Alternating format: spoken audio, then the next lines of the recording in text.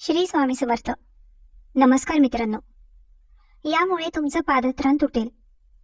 करोडपती तुमच्या 7 पिढ्यांचे भवितव्य बदलेल. आज मी तुमच्यासाठी एक असा गुप्त आणि रहस्यमय उपाय घेऊन आले आहे, जो आहे तुटलेली चप्पल. मित्रांनो, ज्या तुटलेल्या चप्पलांना लोक अशुभ आणि निरुपयोगी म्हणतात, त्या पहा. हे समजून घ्या आणि फेकून द्या. पण तो उपाय जो मी आज तुम्हाला सांगणार आहे, तो उपाय ऐकल्यानंतर तुम्ही तुमची तुटलेली चप्पल फेकायला विसरलात आणि आजच तुटलेली चप्पल शोधायला सुरुवात कराल, जो पूर्वी मोडला गेला होता. कारण मी तुमच्यासाठी असा गुप्त आणि रहस्यमय उपाय घेऊन आले आहे, ज्याचे वर्णन आजपर्यंत कोणत्याही धर्मग्रंथात केलेले नाही. मित्रांनो, ही युक्ती किंवा तंत्रमंत्राची पद्धत नाही. हा एक असा सकारात्मक उपाय आहे, ज्यानंतर तुम्हाला तुमच्या नशिबाची रेषा आपोआपच वर जाताना दिसेल.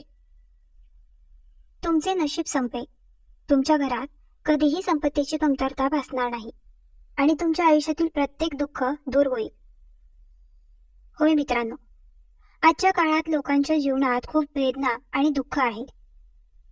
एखाद्या व्यक्तीला पालकांच्या अपराधीपणामुळे त्रास होतो. कोणी वास्तुदोषाने त्रासलेला असतो, तर कोणी ग्रहदोषाने त्रासलेला असतो. एखाद्याच्या लग्नात अडथळे येतात. कोणाच्या तरी डोक्यावर इतकी कर्ज आहे की त्याला कर्ज घेऊन कंटाळा आला आहे. तुटलेली आहे. कोणालाच बाळाचा आनंद मिळत नाही. कोणाच्या घरी आनंद नाहीसा झाला आहे. तर पहा, आज मी या सर्व समस्यांवर असा एक गुप्त उपाय घेऊन आले आहे. तो ऐकल्यानंतर आणि केल्यानंतर तुमच्या आयुष्यात कधीही पैशांची कमतरता भासणार नाही. होय मित्रांनो, हा उपाय ऐकण्यापूर्वी माझे हात जोडून एक छोटीशी विनंती आहे की तुम्हा सर्वांना हा व्हिडिओ आवडला पाहिजे आणि कमेंट बॉक्समध्ये जय महालक्ष्मी असे लिहिले पाहिजे. मित्रांनो, तुटलेली चप्पल ही सामान्य चप्पल नाही. तुटलेल्या चप्पल देखील माता लक्ष्मीला तुमच्या घराकडे आकर्षित करू शकतात. तुम्हाला तुमच्या घरात माता लक्ष्मीचे कायमस्वरूपी निवासस्थान देखील मिळू शकते. तुटलेल्या चपलांना सामान्य समजू नका. मित्रांनो, हा उपाय जाणून घेतल्यानंतर तुम्हाला त्याच्याशी संबंधित सावधगिरी देखील ऐकावी लागेल. कारण केवळ उपायाने तुम्हाला फायदा होणार नाही. जोपर्यंत तुम्ही या उपचाराशी संबंधित सावधगिरी, या उपचाराशी संबंधित नियम पाळत नाही, तोपर्यंत लक्षात ठेवा की या उपचाराचा सकारात्मक परिणाम होण्याऐवजी तुमची छोटीशी चूक नकारात्मक परिणाम निर्माण करू शकते. त्यामुळे लक्षपूर्वक ऐका. आपल्या हिंदू सनातन धर्मात लोकांना माहीत नसलेल्या छोट्या छोट्या गोष्टींबद्दल असे अनेक महान उपाय सांगितले गेले आहेत. आता तुम्ही विचार करत असाल की हे गुरुजी फक्त एका तुटलेल्या चप्पलने अशा प्रकारे जीवनातील त्रास दूर करतील. म्हणून मी तुम्हाला सांगते, तुटलेल्या चपलांकडे पहा, ज्यांना आपण सामान्य जीवनातील सर्वात अपवित्र, सर्वात निरुपयोगी, सर्वात क्षुल्लक आणि फेकण्यायोग्य वस्तू मानतो.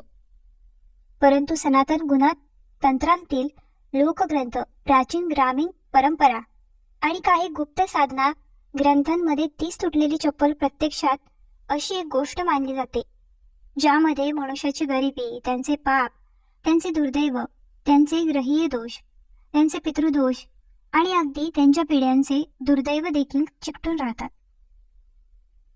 कारण आपण आपल्या पायात चप्पल कुठे घालतो? होय, पहा, चप्पल ही केवळ पायांची वस्तू नाही, तर ती पृथ्वीशी जोडलेली आहे आणि ज्याला सनातन धर्मग्रंथांमध्ये पृथ्वी म्हणतात. आई असे म्हटले गेले आहे आणि जेव्हा चप्पल फुटते तेव्हा असे मानले जाते की त्याने स्वतःवर काही मोठी दुष्टता, काही मोठी आपत्ती किंवा काही आसन्न संकट ओढवले आहे. होय, बऱ्याच लोकांना असेही वाटते की जर मंदिरातून चप्पल चोरीला गेली तर असे मानले जाते की पनौती काढून टाकण्यात आली आहे. जर अनेक लोकांच्या चप्पल तुटल्या असतील तर एक मोठे संकट टळले आहे असेही मानले जाते. त्यामुळे या सर्व परंपरा प्रत्यक्षात खऱ्या आहेत. होय, मित्र मला सांगतात की हेच कारण आहे की जुन्या काळात संत, तांत्रिक आणि काही घरमालक देखील तुटलेल्या चप्पलला सामान्य कचरा मानत नव्हते, तर ती जाणीवाने भरलेली वस्तू मानायचे. का? कारण त्या व्यक्तीच्या चरणांच्या स्पर्शाने त्यांच्या ऊर्जेची, त्यांच्या स्वभावाची, त्यांच्या नियतीची आणि कृतींची छाया शोषली जाते. जेव्हा एखादी व्यक्ती खूप काळ चप्पल घालते, तेव्हा त्या व्यक्तीच्या सभोवतालच्या ऊर्जेचा परिणाम त्याच्या शरीरावर, त्याच्या मनावर, त्याच्या हृदयावरही होतो. ती ऊर्जा देखील त्या चप्पलमध्ये असते आणि जेव्हा ती चप्पल मोडली जाते, तेव्हा ती गरिबी आणि करंगळीचा थर तुटल्याचे लक्षण मानले जाते. पण बऱ्याच जणांची ही चूक असते, कारण ते त्या तुटलेल्या चप्पलांचा गैरवापर करतात आणि फेकून देतात. काही लोकांकडे अशी देखील चप्पल असते की चप्पल फुटते, नंतर ते चप्पल जिथे फुटते तिथे फेकतात. चप्पल अशुद्ध मानली जात होती, त्याने चप्पलचा गैरवापर केला, पण ते चुकीचे आहे. जरी चांगले रहस्य असे आहे की जर त्या तुटलेल्या चप्पलचा वापर एका क्षणी योग्य पद्धतीने, योग्य दिशेने, योग्य वेळी आणि योग्य भावनेने केला, तर तीच गोष्ट गरिबीची उरगली बनते. होय मित्रांनो, जुन्या लोकशाहीत असे म्हटले गेले आहे की जिथे गरिबीचा अपमान केला जातो आणि तुटलेली चप्पल गरिबीचे प्रतीक मानले जाते, तिथे लक्ष्मीची राहत नाही. म्हणून जर एखाद्या व्यक्तीने तुटलेल्या चप्पलचा अपमान केला, तर तो जाणून बुजून त्याच्या गरिबीला आव्हान देतो. पण ज्या व्यक्तीला त्याचे रहस्य समजते, ज्या व्यक्तीला शास्त्रांमध्ये नमूद केलेले पद्धतशीर ज्ञान माहीत आहे, तो त्या तुटलेल्या चप्पलमधून त्याच्या नशिबाचे कुलूप उघडतो. तर मित्रांनो, असे म्हटले जाते की चप्पल फोडणे ही काही सामान्य घटना नाही. असे म्हटले जाते की चप्पल फोडणे हे एक लक्षण आहे की व्यक्तीच्या आयुष्यात वर्षानुवर्षे जमा झालेली नकारात्मक ऊर्जा आता त्याच्या शिखरावर पोचली आहे आणि बाहेर पडू लागली आहे. त्याचे कुटुंब वाढू शकत नाही, कुटुंब वाढत नाही, मुलांना आनंद मिळू शकत नाही, तुम्हाला मुले होऊ शकत नाही आणि पित्यांचे अर्पण देखील त्या घरात योग्य प्रकारे केले जात नाही. तर पहा, हा उपाय पितृदोषात शांततेसाठी देखील उपयुक्त ठरतो. चप्पल ठेवताना तुम्हाला मागे वळून पाहण्याची गरज नाही, कारण मागे वळून पाहणे हे तुम्हाला तुमची गरिबी पुन्हा दिसत आहे याचे प्रतीक आहे.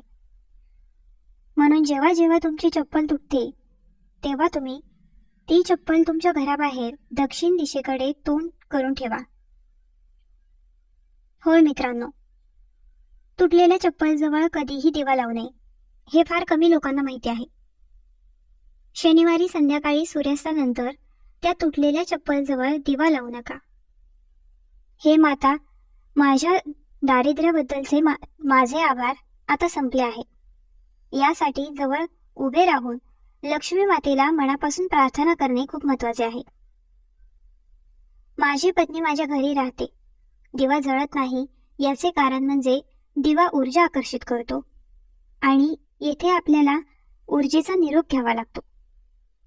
पहा, जेव्हा आपण कोणतीही पूजा करतो, कोणत्याही हारांचा जप करतो किंवा देवाशी संबंधित काहीही करतो, तेव्हा आपल्याला सर्वात आधी दिवा लावतो, नाही का? ज्याप्रमाणे आपण मंदिरात जातो, त्याचप्रमाणे देवाला आकर्षित करण्यासाठी आपण तिथे दिवा देखील पेटवतो. लक्ष्मी मातेला तुमच्या घराकडे आकर्षित करण्यासाठी घराचा मुख्य दरवाजा देखील दिव्याने पेटवला जातो.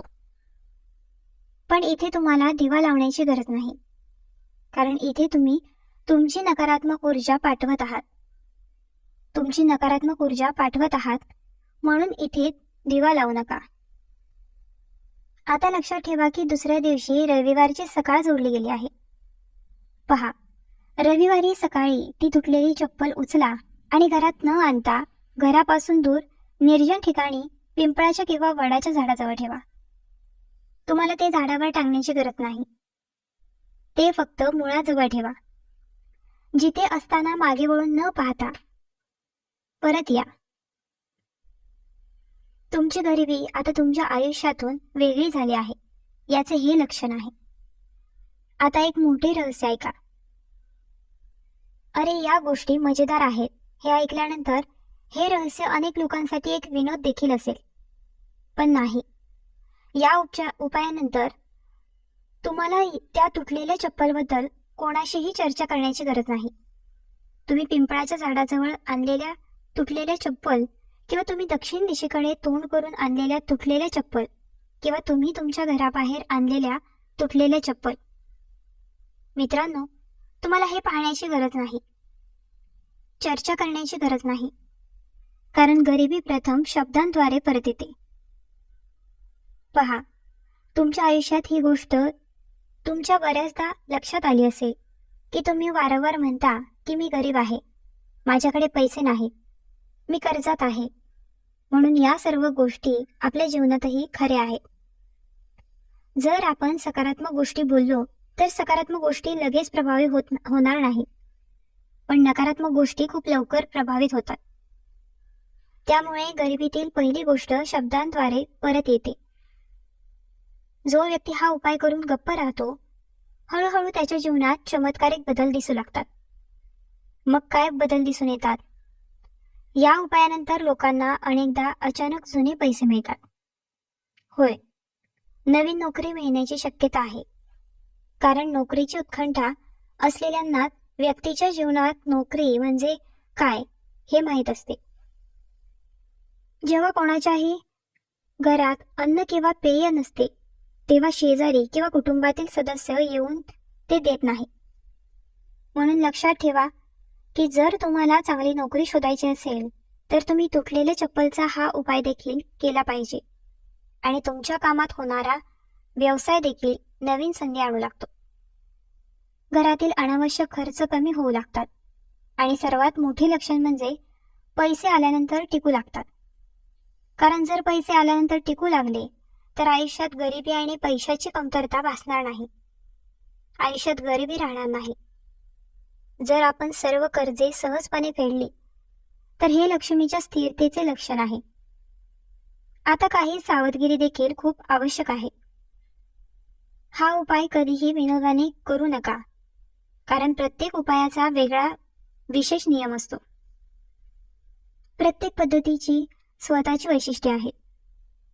हा उपाय करताना तुम्हाला अजिबात विनोद करण्याची गरज नाही. तुटलेल्या चप्पलचा अपमान केला जाऊ नये, कारण ती तुटलेली चप्पल तुमचे दुर्दैव, तुमची गरिबी, तुमची कांगली घेऊन जात आहे. म्हणून त्याचा आदर करा आणि त्याचा अपमान करू नका. उपचारानंतर 7 दिवसांपर्यंत कोणाचाही अपमान केला जाऊ नये. गरीब व्यक्तीला समजू नका, आणि शक्य असल्यास गरजू व्यक्तीला अन्न द्या. गरजूंना काही पैसे दान करा, गरजूंना कपडे दान करा. तुम्हाला काही चांगले काम करावे लागेल, वाईट गोष्टी करू नका.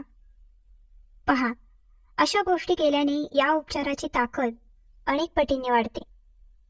आता समजून घ्या की तुटलेली चप्पल स्वतःच चमत्कार करत नाही, तर ती तुमच्या आयुष्यातील नकारात्मकता दूर करण्याचे माध्यम आहे. जेव्हा तुमचा आत्मा, वेळ आणि पद्धत एकत्र येतात तेव्हा चमत्कार घडतो.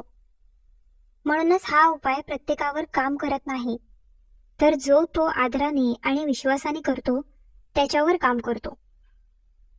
कारण मित्रांनो, जर तुम्ही काही उपाय करत असाल, जर तुम्ही कोणतीही विशिष्ट पद्धत घेत असाल, जर तुम्ही कोणत्याही विशिष्ट नियमाचे पालन करत असाल, तर संख्यांसाठी कोणतीही संधी नसावी. आता तुम्हाला एक गोष्ट देखील लक्षात ठेवावी लागेल की जरी तुम्ही हे उपाय करत असाल तरीही मनात कोणत्याही प्रकारची शंका नसावी, कारण शंका उपायांची ऊर्जा मंदावते, ते माध्यम बनते. म्हणून उपाय करताना तुमचे मन पूर्णपणे शुद्ध असले पाहिजे, हे तुम्ही लक्षात ठेवले पाहिजे. तुमचे हृदय शुद्ध आहे, तुमची जीभ, तुमच्या डोळ्यांनी सर्व काही शुद्ध ठेवले पाहिजे, कारण पवित्रता सर्वप्रथम माता लक्ष्मीला आकर्षित करते. कारण आपली घरे का स्वच्छ करतो? त्यामुळे दिवाळीच्या दिवशी देवी लक्ष्मीची पूजा केली जाते. तुम्ही तुमचे मन का शुद्ध करता? त्यामुळे तुमच्या मनात चांगले विचार येतील. तर मित्रांनो, हा व्हिडिओ कसा वाटला आम्हाला कमेंट करून नक्की सांगा. चॅनलला लाईक, शेअर, सबस्क्राईब आणि हाईप करायला विसरू नका.